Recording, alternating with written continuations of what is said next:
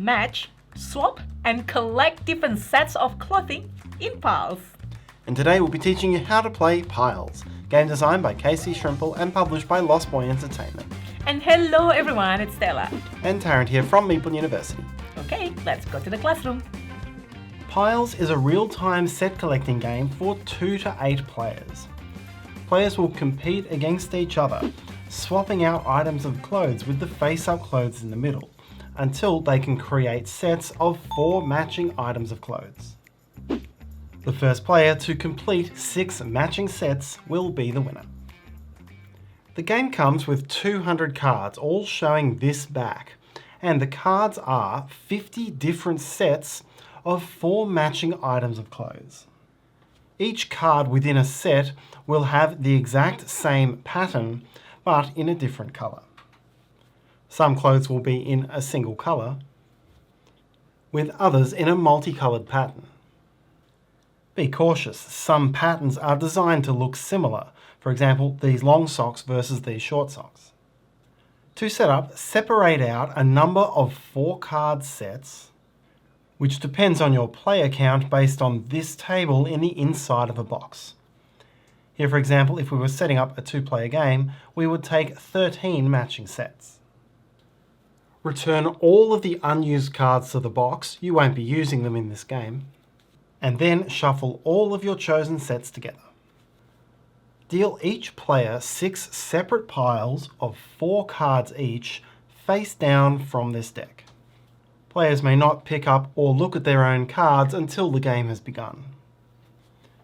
There will be 4 cards remaining, which should be placed into a face-down row.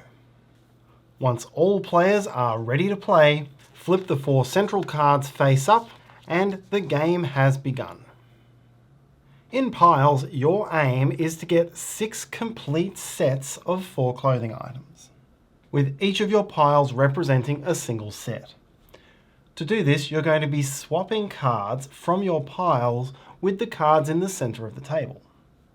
There are no turns in Piles.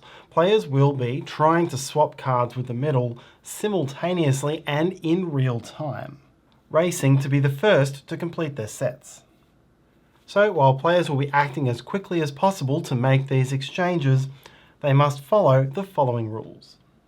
Firstly, each of your piles is considered a separate pile, and in its resting state it must remain face down on the table in front of you. At any point you may pick up and look at the cards in one of your piles.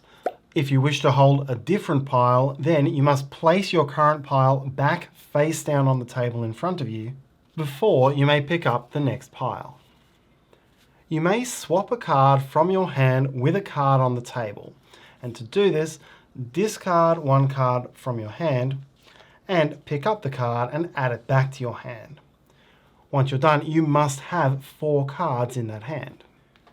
This is how you get rid of cards which don't match that pile set and pick up the cards which do. If at any point you wish to put a pile back down on the table, it must contain 4 cards. Exchanges may only be made with the centre of the table.